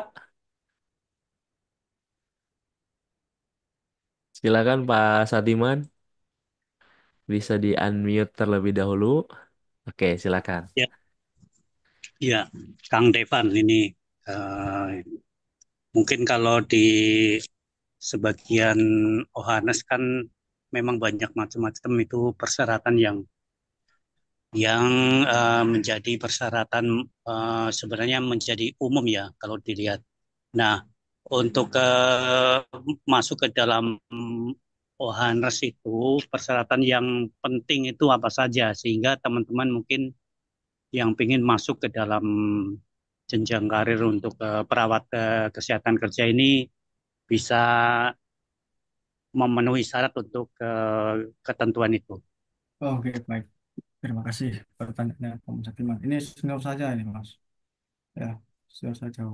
Jadi sama beliau juga kami ngerintis Apoki ini. Jadi Alhamdulillah memang untuk saat ini ada eh, beberapa agensi lah yang open, katakan job title-nya Ohaners ya. Nah, itu mereka menuliskan juga terkait lisensi yang berkaitan dan mendukung seperti itu. Itu bisa ya. Untuk saat ini ya kita kan belum menyelenggarakan nih ya, untuk pelantikan sertifikasi OHN yang kedua. Ikutin aja ya, ikutin aja event-event kita ya. Contoh apa webinar kemarin, webinar nasional, bootcampnya kita itu bisa diikuti, nggak apa-apa. Itu nanti bisa jadi bahan pertimbangan. Karena kami pun di bootcamp itu ya betul-betul apa ya, betul-betul digembleng, nggak hanya sekedar ngisi terus ya wes. Bahkan kita itu ada GPD ya, eh, Continuing Professional Development. Jadi di sana itu ya sama kayak Milea ini, makanya kami tertarik nih di Widyatama ini. Ada Widyatama, ada Milea itu kan pengembangan alumni itu kan. Jadi betul-betul apa ya, manusianya dikembangkan. Kan. Jadi tidak hanya sekedar kita ngasih sekali kasih ilmu selesai gitu. Bahkan di CPD itu kita nanti memberikan kesempatan pada alumni ya untuk mempresentasikan CPD-nya, CPD-nya atau case dan yang berbentuk case study dari temuan kasus yang ada di sana. Dan nanti itu akan bersertifikat berlisensi. Itu nanti bisa jadi pertimbangan dari para HRD OH agensi. Itu bisa sih. Jadi seperti itu. Sembari menunggu yang pelantikan yang kedua ya, sabar dulu ya. Kurang lebih seperti itu Pak Timang. Jadi sertifikasi terkait kegiatan OHN ya, pengembangan keilmuan OHN dan keterampilannya. Seperti itu. Oke, baik. Seperti itu ya Pak Satiman untuk jawabannya. Kita lanjut lagi. Pertanyaan dari, oke, dari Pak Iksan. Nah, ini beliau lulusan D3 perawat. Saat ini menunggu panggilan untuk bekerja di Pertamina Patraniaga sebagai paramedis atau perawat DCU. Pertanyaannya adalah, kalau Pak Iksan ini ingin melanjutkan kuliah, apakah lanjut ke nurse atau SKM nih Pak Devan? Silakan Pak. Nah, memang apa ya, K3 ini memang SDM K3 ini kan supel ya Mas Arif ya. Mas Arif tahu sendiri kan ya. Mungkin dari kawan-kawan teknik gitu. Mereka juga bisa tuh ya ambil MKK ya gitu kan. Kawan-kawan dari Kesmas gitu kan. Terus ngambil apa? Magister Engineering kayak gitu. Kembali lagi ya ke jenengan ya. Jenengan mau jadi spesialis atau generalis kayak gitu ya. Kalau misalkan terus terang aja, kalau di OSN ya atau sama halnya lah kayak di OSD kan, ya posisinya di situ aja ya. Kecuali nanti naik ya jadi OHH SPV maupun OH advisor, itu pun tetap kelinearannya ada. Jadi kayak gitu. Maksudnya bukan kelinear dan kerumunan keilmuannya, keilmuan K3. Mau ngambil SKM-nya monggo, mau ngambil SKPNS ya juga monggo. Jadi seperti itu. Kalau jenengan ngambil SKM, ini anu ya, bukan berarti saya pro akademisi maupun praktisi enggak ya. Ini bicara realita aja lah. Kalau misalkan jenengan ngambil SKM, jenengan akan lebih luas ya. Jadi enggak hanya posisi paramedik aja yang bisa sampai masuki, tapi posisi HSE, posisi ERT, posisi OHIH juga bisa. Tapi kalau jenengan ngambilnya di Eskepners ya, Eskep atau gitu ya. Ya posisinya di medik kayak gitu, pure di medik ya. Jadi seperti itu. Nanti kalau S2-nya kayak gimana ya? Ya itu nanti monggo ya, monggo kerso. Kalau memang memang pure pingin menekuni OSN ya nggak ada batasan sih. Karena memang S2-nya OHN belum ada ya, MKep OHN belum ada. Sejauh ini hanya MKep KMB, MKep Jiwa, MKep Anak, MKep apalagi tuh komunitas, MKep manajemen, MKep Gadar. Karena yang MKep OHN belum ada. Yang sejauh ini di Asia Tenggara adanya di Mahidol University Thailand kayak gitu. Yang di paling dekat di NUS itu ongoing buka dia MSc OHN kayak gitu. Walaupun himpunannya yang sudah pionirnya di Asia Tenggara, OHNAP ya, Filipina kayak gitu.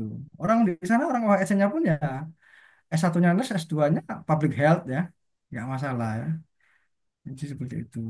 Tapi pastikan jenengan ketika mau lanjut studi itu berdampak enggak ke saya ya, ke karir saya berdampak enggak, jadi seperti itu. Atau kepake enggak ilmunya itu, ke aplikatif enggak itu, ada kayak gitulah kasarannya gitu ya. Heeh. Mm-mm. Oke, baik. Seperti itu ya, Pak Ihsan untuk jawabannya. Lanjut lagi nih, Pak. Ini dari Pak. Oke, sudah ada yang raisen lagi nih, Pak Usran. Silakan, Pak Usran. Bisa di-unmute dulu, ya. Ya, mohon maaf, mau bertanya nih Pak. Jadi, Saya ini kan seorang nurse, nurse terus misalnya dia jadi OHN, profesional nurse, profesional head nurse, itu kan otomatis kalau dia itu harus salah satu harus dipilih. Nah, bagaimana untuk untuk kalau dia seorang perawat, kemudian dia mau jadi yang tadi yang dibahas tadi sebelumnya sebagai apa namanya OHN. Sertifikasinya bagaimana untuk STR, SIP-nya itu apakah harus tetap dilanjutkan atau tidak kalau dia mengambil FKM itu untuk ngambil ke apanya untuk jadi occupational health nurse ini Pak. Itu ya, kan harus dua-duanya gitu Pak sertifikasinya. ya, baik. Terima kasih Pak Usran. Nah, sebelumnya Pak Usran praktisi apa dosen? Saya praktisi Pak. Praktisi sama kita berarti ya. Jadi pasti learning by doing kayak gitu ya. Jadi kayak gini, ini memang sudah 2 tahun lalu apa ya, itu saya perdebatkan Mas Arief. Karena saya itu paling tidak bisa kalau ada satu keilmuan, tapi itu tidak aplikatif ya. Dan itu hanya diuntungkan dari segi oknum yang bersangkutan lah kayak gitu. Itu saya paling tidak bisa. Jadi masa kita jadi OSN harus menempuh S2 dan jadi spesialis ya. Kayak gitu ya. Apa statementnya dulu itu ada yang statement seperti itu. Oh, saya paling negur lebih awal itu. Jadi di forum itu adalah katakan yang sudah doktoral ya, sudah spesialis atau apa itu kan. Itu saya paling negur tuh. Karena posisinya saat saya itu alhamdulillah sudah di SDM Mas Arif. Jadi database itu saya pegang database kantor itu. Nah, sampai kayak gini saya ucap itu. Masa yang D3 itu nggak bisa jadi OSN? Tak bilang gitu. Ayo, orang kita dulu sama-sama kuliah nggak ada yang ngajar. Tapi perusahaannya mengakui dia OSN. Dokternya pun mengakui dia OSN. Job desk-nya pun kalau kita riset sama tuh kerjaan si kawan-kawan ini. Walaupun dari D3 ya. Kayak gitu. Jadi pada dasarnya untuk STR-nya itu opsional aja sih, siapa Pak Usran ya, tergantung perusahaan maunya kayak mana. Pastikan kalau misalkan Pak Usran itu masih di 3 STR, terus S1, terus pakai STR lagi, itu pengaruh enggak sama job grade jenengan, golongan jenengan, remunerasi jenengan. Nah itu poin pentingnya di sana. Ya, makanya nyambung sama pertanyaan tadi yang siapa yang mau ke SKM itu, Pak Arif. Nah, nyambung di sana. Pak Ihsan. Awal sama Pak Isan tadi. Jadi seperti itu. Memang, kalau kita tengok di luar tuh malah ada yang di 3 OHN itu ada malah ya FOHN, FOSN itu ya. Itu di UK ya. FOSN, Diploma Occupational Health Nursing itu ada.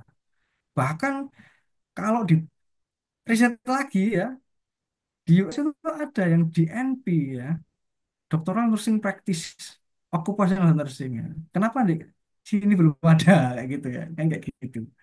Jadi ya, alhamdulillah kemarin waktu presentasi sama kawan-kawan yang apa di eventnya Filipina itu mereka heran kali sama Indonesia itu.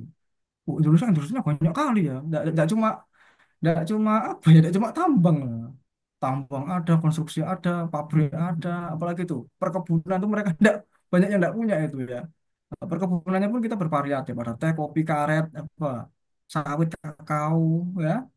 Nah, terus forestry itu, kita banyak juga itu ya. Nah, terus migas kita juga banyak ya, banyak kali. Makanya mereka kok, oh lebih bervariatif di Indonesia. Gitu. Iya, jadi kita tidak mungkin mendudukkan ego kita masing-masing, gitu gitu.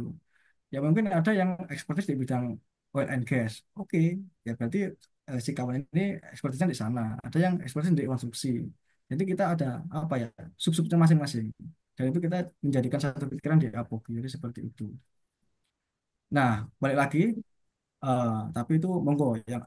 Ketika jenengan mau lanjut studi, pastikan itu berdampak buat jenengan dan jabatan jenengan. Ya, atau golongannya lah, remnya naik lah seenggaknya kayak gitu lah. Mohon maaf Pak, jadi yang harus kita perpanjang itu SIP perawatnya atau yang untuk yang di K3-nya Pak, bisa di HSSC Pak. Loh, di HSSE. Loh, jenengan posisinya sekarang apa? Paramedik apa HSE? Saya Pak paramedis. Misalnya kita ditugaskan di HSE Pak, di K3 itu misalnya. Di kesehatan kesehatan dan kesehatan kerja di bagian HS. Ini mutasi mutasi jabatan jatuhnya atau kayak mana? Kalau mutasi jabatan di ASE ya lepas aja lah, mending ngambil SKM atau S1 K3 kayak gitu. Kecuali sampean jadi anu apa, PJO klinik. Ya, kalau PJO klinik jenengan harus ambil itu nurse-nya. Soalnya buat STR-nya itu kan, SIP SPP-nya kan kayak gitu kan. Nah, gitu Pak Usman. Dan itu pastikan jenengan kudu mantap tuh. Misalkan diutus dimutasi untuk ke HSE, jenengan kudu mantap mantap di HSE itu itu kayak gitu sih. Nah, karena yang di ASE itu sekarang udah ada tuh kan spesifikasinya lulusan mahasiswa ya paling banyak yang lulusan K3 sama apa Kesmas ya. Nah, jadi seperti itu. Yang apa lulusan teknik juga ada itu. Seperti itu. Oke, baik. Seperti itu ya Pak Usran untuk jawabannya. Oke, mungkin satu pertanyaan lagi nih Pak dari Ibu Christian Erlangga. Ibu atau Bapak nih? Oh, Bapak. Bapak Christian Erlangga, silakan Pak. Siap, terima kasih. Mohon izin, Nurse. Nah, mohon izin bertanya, Nurse, terkait saat ini kan saya juga sebagai seorang paramedik di perusahaan di suatu daerah di Kalimantan. Izin bertanya, Nurse, pendapatnya, Nurse. Karena beberapa informasi, beberapa ya sharing-sharing bersama senior terkait kita sebagai seorang paramedik, Nurse, sebagai seorang perawat, entah itu dia hiperkas ataupun dia sudah nanti sertifikasi OHN, terkait lapangan pekerjaan, apakah ketika kita sudah terjun langsung ke dunia paramedik, terutama dunia pertambangan, dunia konstruksi, dan lain-lain, untuk kembali ke rumah sakit, bagaimana Nurs pandangannya? Nurs, bagaimana pendapatnya, Nas? Mungkin itu saja, Nas. Terima kasih.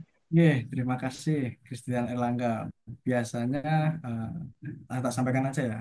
Ada juga sejawat-jawat yang balik lagi ke rumah sakit yang ada. Cuman balik lagi itu kan pilihan ya, pilihan. Memang case-nya ya, Mas Arief, Mas Christian, memang tidak mudah kita di direct hire langsung ya di perusahaan. Mungkin kalau yang berangkatnya dari agensi kayak gitu kan, mungkin di set angkanya lebih tinggi ketika di head office loh kok anjlok. Ada yang kayak gitu ya. Nah, terus ada yang mungkin dia di site terus sama pihak pertama ya. Itu yang pihak pertama lebih tertarik itu ya. Ada yang rezeki langsung di direct hire sama pihak pertama. Nah, akhirnya dia diangkat jadi karyawan tetap itu tersebut. Nah, ada yang ke PNS, tidak masalah itu pilihan. Ada yang ke PNS ya. Itu jadi perawat di rumah sakit ataupun dinkes maupun puskesmas ya. Ada yang ke BUMN, dia pilih pilih yang win solution lah, katakan win solution tetap kerja di perusahaan tapi statusnya tetap ya, ya sama halnya kayak PNS lah, itu juga bisa. Ada juga yang balik ke rumah sakit ya, walaupun rumah sakit swasta, karena memang ada yang sebelumnya itu di oil and gas ya, di oil and gas. Terus akhirnya beliau balik jadi apa ya, manajer keperawatan atau kadif keperawatan di rumah sakit swasta itu ada. Nah, cuman balik lagi ya, kita kerja kan tidak cuma untuk kita sendiri ya. Kita kerja juga kalau sudah berkeluarga ya, nengok apa, nengok orang rumah kayak gitu kan. Ya tempat kerja kita yang baru memberi jaminan kesehatan, memberikan tunjangan enggak buat anak istri kayak gitu kan. Kalau misalkan ada yang lebih baik ya, ya nggak masalah. Kalau saya itu open minded ya, saya open minded. Cuma sangat disayangkan. Jadi ketika kita ini dua anu ya, dua sisi. Ketika kita bekerja dan studi ya. Balik lagi tadi, makanya tak tanya, pengen jadi generalis apa spesialis kayak gitu. Karena orang-orang di Apok ini hanya cuma 12 ya. Cuma 12 kita ini. Nanti kita juga butuh regenerasi ya, Mas Kris. Kita butuh regenerasi ya. Saya sangat berterima kasih sekali loh buat kawan-kawan yang sekarang di site terus masih menekuni itu. Dan nanti kawan-kawan ini yang menggantikan kita ya, menggantikan kita nanti ke depannya. Indonesia luas, kampus perawat budak ya, lulusan perawatnya ini mau dikemanakan ya. Bahkan di Apoki itu sangat mensupport kalau apa ya, ada local hire. Jadi contoh yang di Stikes Papua Sorong, tepatnya Paman Satiman tadi itu. Ya kalau bisa anak-anak yang di Sorong kerjanya di PT-PT Papua sana ya. Nah, ada yang dari Medan tuh. Ya kalau perlu saya pakai anak Medan semua tuh ya. Kayak gitu. Yang kan kamu dari luar ya. Apalagi kasus TKA juga banyak. Kayak gitu. Jadi ke depan kita kita jadi kuli dulu baru nanti kita mendidik. Nah, kayak gitu. Karena pendidikan itu investasi jangka panjang ya kalau saya bilang ya. Kita bisa apa ya, minterin anak orang melihat orang itu berhasil, itu kepuasan yang nggak bisa dibeli lah, yang nggak bisa dibeli. Senior saya pun juga ya bukan bukan bukan ria atau apa ya, sampai mengakui seperti itu, mengakui seperti itu katanya. Nah, oke. Kalau saya nggak ada masalah Mas Christian ya. Saran saya ya terus saja tekuni bidang yang langka ini ya. Karena nanti kalau sudah semakin banyak yang tekuni ya, malah susah. Kayak gitu kan. Hmm. Oke, baik. Ya, Seperti itu ya Pak terima Erlangga. kasih. Siap, Oke, terima baik. kasih. Ya. Oke, baik Pak Devan, karena waktu juga sudah pukul 15 dan tak terasa ya ternyata waktu sudah sore ya dari jam 1 tadi. Dan sebelum kita akhiri ya Pak Devan dan juga Bapak Ibu yang lainnya, kita akan dengarkan dulu closing statement dari pembicara kita kepada Pak Devan, dipersilahkan.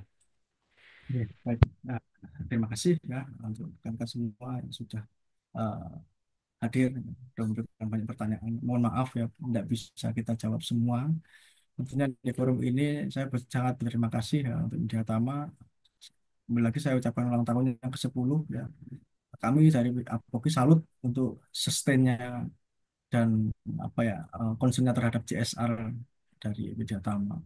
Untuk teman-teman praktisi ya maupun mahasiswa perawat ya, kawan-kawan yang di rumah sakit maupun di industri, eh, harapan saya sendiri, eh, terus kembangkan keilmuan ini karena masih langka dan benefitnya sangat menjanjikan ya.